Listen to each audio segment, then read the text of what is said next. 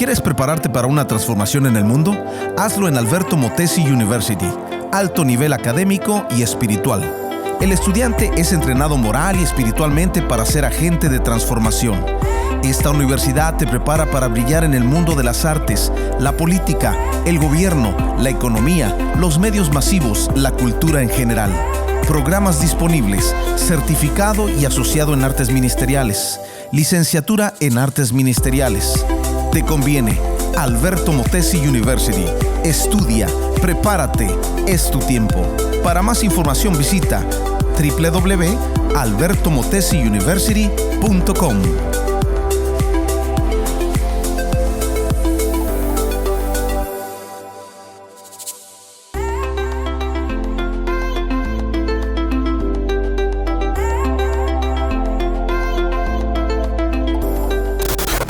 Los tontos creen que la política y la religión no se discuten.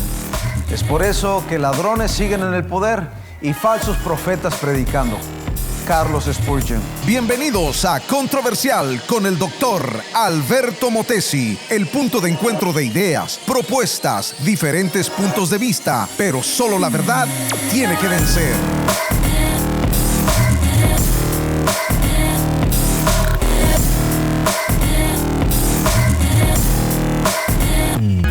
Un programa para gente que piensa. ¡Comenzamos!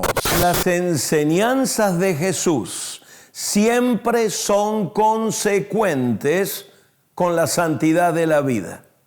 Hoy vamos a hablar del controversial tema del aborto. Las formas de relacionarse con este tema están fuertemente ligadas a la óptica ideológica política de cada persona. Los conservadores culturales teológicos se oponen al aborto como una violación de la dignidad humana o la santidad de la vida humana. Los liberales culturales teológicos tienden a favorecer los derechos al aborto por ser, dicen ellos, esenciales para los derechos femeninos o como una cuestión de libertad personal dentro de una sociedad pluralista. Nosotros trataremos de lidiar con las perspectivas ideológicas y teológicas polarizadas, aprendiendo de ellas, pero siempre, escúchame esto, siempre sometiéndonos al reino de Dios y las enseñanzas de Cristo. La Escritura no registra ninguna enseñanza de Jesús en torno al aborto. No hay pasaje bíblico que confronte directamente esta problemática, pero basamos nuestro enfoque en las tres enseñanzas de Jesús tocante a la violencia. Las tres aparecen en Mateo capítulo 5. En estos pasajes se nos enseña que no debemos matar a otro. Se nos comparten iniciativas transformadoras que nos llevan a una obediencia que preserva y atesora la vida humana, toda vida humana, tal como lo hace nuestro Padre Celestial. Hoy con nosotros el doctor Alberto Motesi, autor de 17 libros. La prensa lo llama el pastor de los presidentes. Recibió el micrófono de oro de la NRB en Washington, D.C. por su excelencia en las comunicaciones. Jeannie Lane, experta en asuntos morales, autora y conferencista, fundadora del movimiento Braveheart, que se enfoca en la mujer y la familia. José Luis Sáenz, comunicador creativo, movilizador urbano, anfitrión de diversos programas de radio y televisión. Aborto. ¿Qué cosa ha dividido naciones, don Alberto, en opinión? Un caso muy fuerte, la cuestión del aborto. Sí, es un tema muy divisorio, pero que nos tiene que alertar sobre el valor de la vida humana. Ginny, tendríamos que comenzar a entender qué es el aborto, cómo se desarrolla el aborto, tú que lo conoces muy bien. Bueno, no lo conozco porque lo viví, sino porque he dedicado mi vida a involucrarme, a entender esta situación y ayudar a mujeres que lo han vivido. Pero para entender el aborto uno tiene que entender dónde comienza la vida. Si uno no es consciente de que la vida comienza en la concepción, vamos a equivocarnos cuando digamos que el aborto fue hecho a la segunda semana. ¿Cuándo comienza la vida? Comienza en el exacto momento de la concepción. Por lo tanto, el aborto simplemente es una palabra sofisticada para decir asesinato de un bebé. Nosotros vemos cómo la vida se extermina en el momento del aborto. No podemos dar otro nombre, es un asesinato. Podemos pintarlo con otros colores, pero el aborto es una realidad. 1 millón de abortos al año, ¿qué les parece? Solamente en Planned Parenthood, más de 300,000 abortos. Algunos creen, Ginny, que en Estados Unidos 1,5 millones, porque hay mucho aborto clandestino por que supuesto. no se conoce. Exactamente. Y nosotros tenemos que entender que cada 97 segundos Planned Parenthood practica un aborto. De cada 8 mujeres que entran supuestamente para el control de la natalidad, una mujer va a salir sin su hijo en el brazo. Por lo tanto, nosotros tenemos que entender que como sociedad hemos dicho sí a una práctica mortal. Hemos dicho sí al asesinato. Hemos glamorizado. Antes era algo oscuro, oculto. Hoy se celebra el aborto. Hoy se llama de empoderamiento de la mujer. Hoy se dice, como alguien paró en otra ocasión, no, sin mencionar nombres, en una de las plataformas más célebres de América y dijo, para tener ese premio, maté a mi hijo. En otras palabras, dijo, yo tuve que hacer un aborto para seguir mi carrera y tener eso que tengo hoy. Entonces nosotros vemos cómo se celebra, especialmente en nuestra nación, la cuestión del aborto. Salmo 139, 16 dice, tus ojos me vieron hasta cuando yo era un embrión. Todas sus partes estaban escritas en tu libro, incluso los días en que fueron formadas, antes que existiera cualquiera una de ellas. He escuchado describir lo que es el aborto, las formas diferentes que hay para extraer un bebé del vientre de la madre, y son escalofriantes. Las formas que lo hacen, desde pinzas, desde ácidos, desde un montón de cosas, terrible. ¿Por qué entonces, don Alberto, una persona que es cristiana está votando por alguien, por ejemplo, en la política, que apoya el aborto? ¿Cómo es esto? Bueno, comparto la convicción de Ginny, el aborto es un asesinato y pienso en la criatura que nace en el momento de la concepción y es tan frágil que está asida al útero de la madre.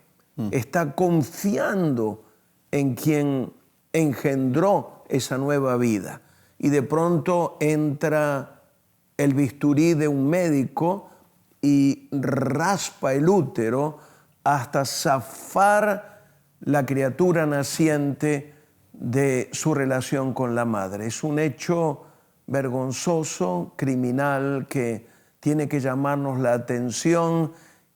Yo personalmente no puedo apoyar a ningún político pro aborto. Ninguna forma. De ninguna manera. Y llamo a los cristianos a tener una conciencia cabal de los principios bíblicos a favor de la vida, no importando, en el caso de Estados Unidos, que sea un hispano o que sea miembro del partido que yo favorezco.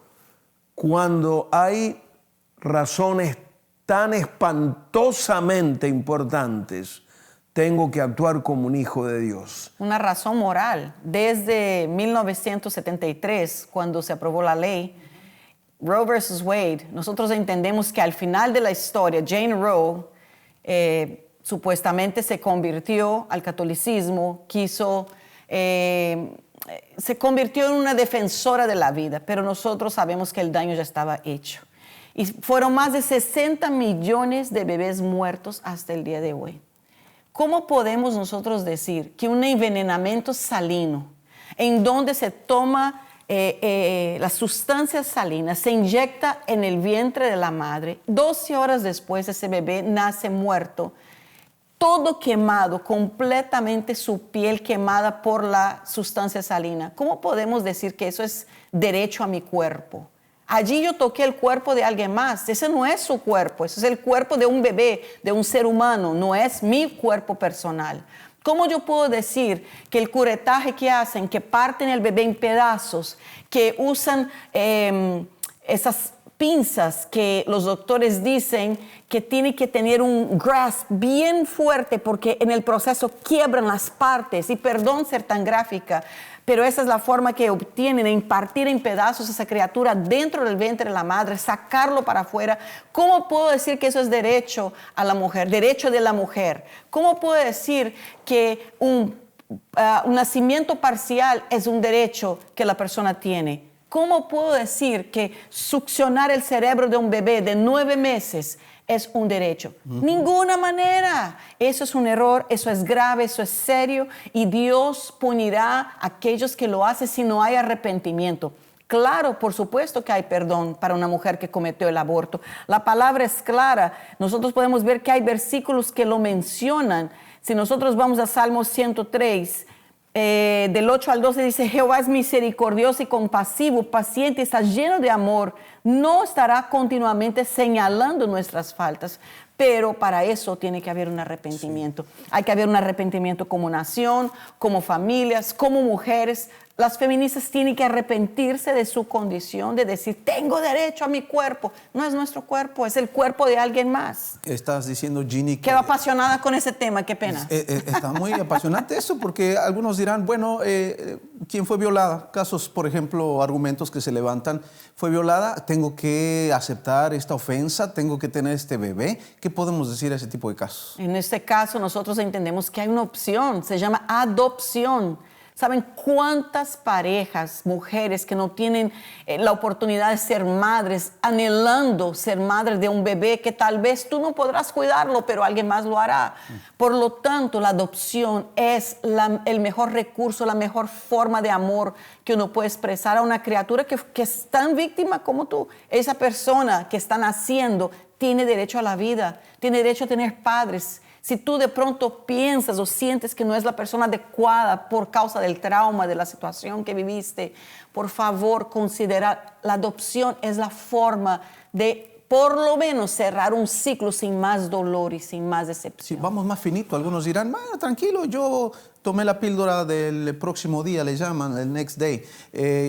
¿Cómo estamos con eso? ¿Qué dijimos al principio, José Luis? Sí, ¿Qué la dijimos? concepción... La concepción fue la noche anterior, la concepción no fue en la mañana. Al tomar la píldora, estás interrumpiendo la concepción. Pero Ginny, todavía no hay corazón, todavía no hay nada formado.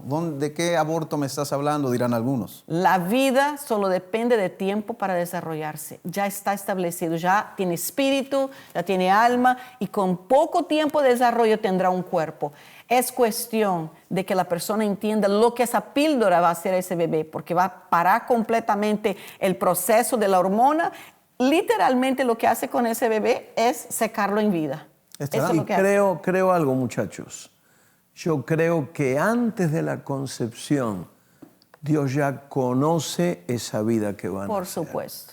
Si tenemos un temor a Dios, entendamos por favor que ya Dios conoce la criatura que viene en camino y no podemos tocarla ni con el pétalo de una rosa. Sí. ¿Estarán de acuerdo que entonces verdaderamente sí la mujer tiene derechos sobre su cuerpo? Hay derechos. ¿Cuáles son? ¿Dónde está la línea, Ginny? ¿Dónde está el verdadero derecho del cuerpo de la mujer?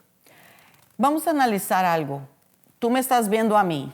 Si yo tengo un bebé adentro mío, esa es una segunda persona dentro de una persona.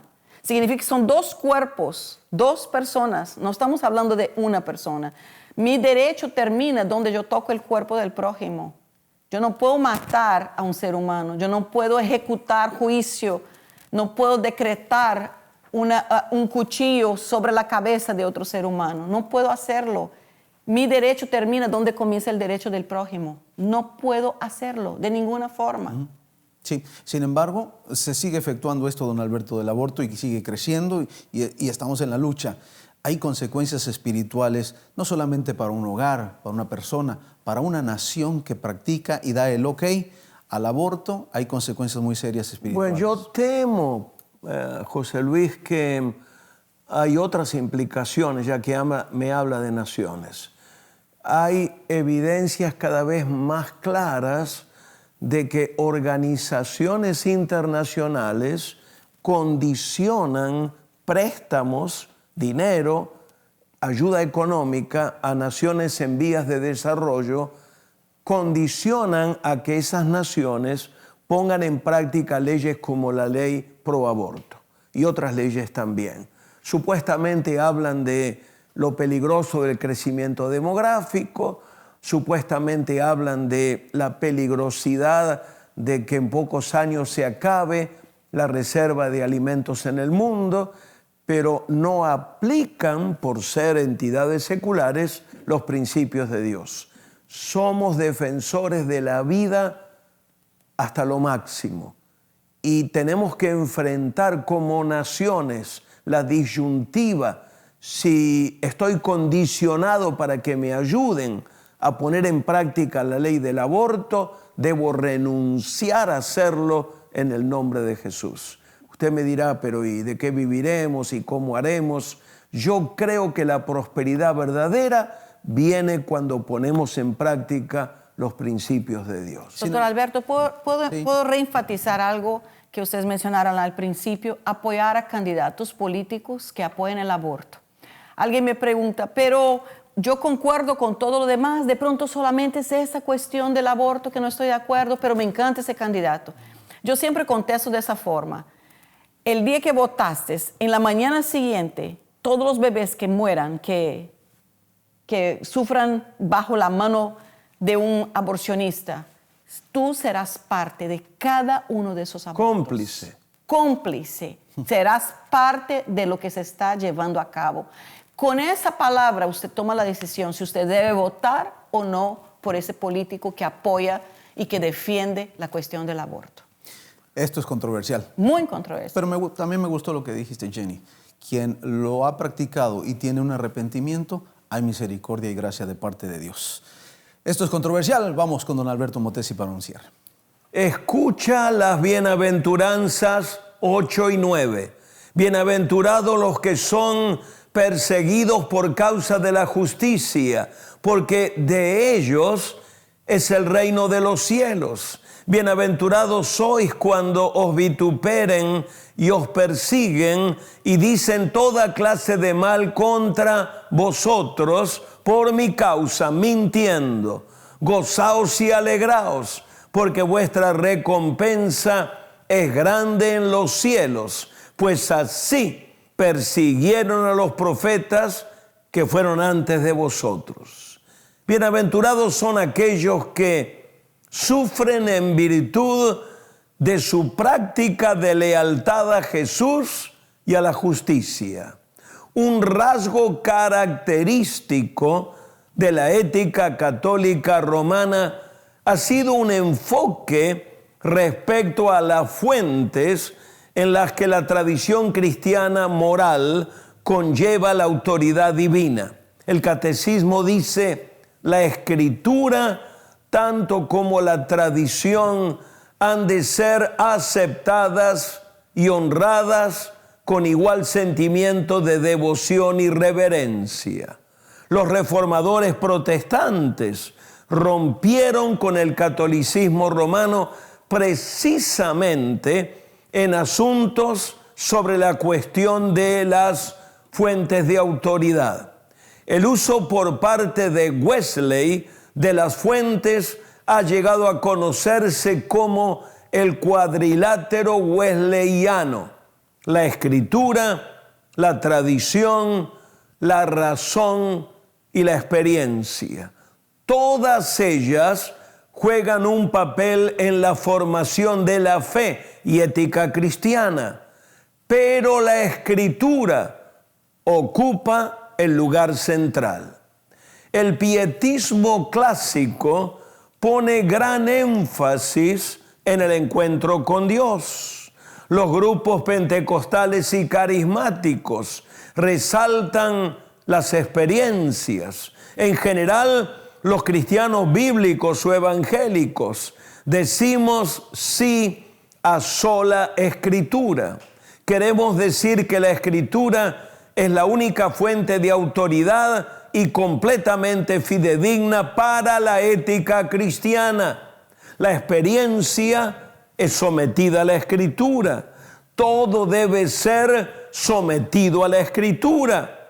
Jesús afirmaba la validez y la autoridad de la ley y los profetas. Él decía que estamos obligados a obedecerlos integralmente. Sin embargo, aunque afirmamos que la Escritura es la fuente central de autoridad para la ética cristiana y que Jesús es la clave para interpretar las Escrituras, estas convicciones no resuelven todo el problema ni reducen la agonía de toda decisión moral difícil. Por eso necesitamos una comprensión amplia de los principios del Señor. En este caso, el valor eterno de toda vida humana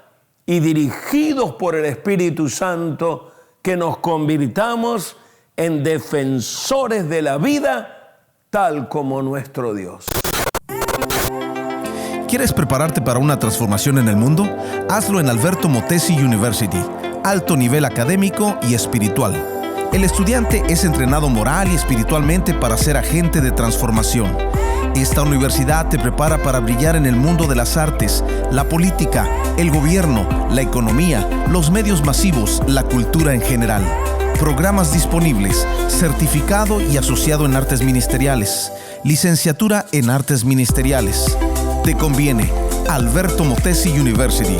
Estudia, prepárate, es tu tiempo. Para más información visita www.albertomotesiuniversity.com.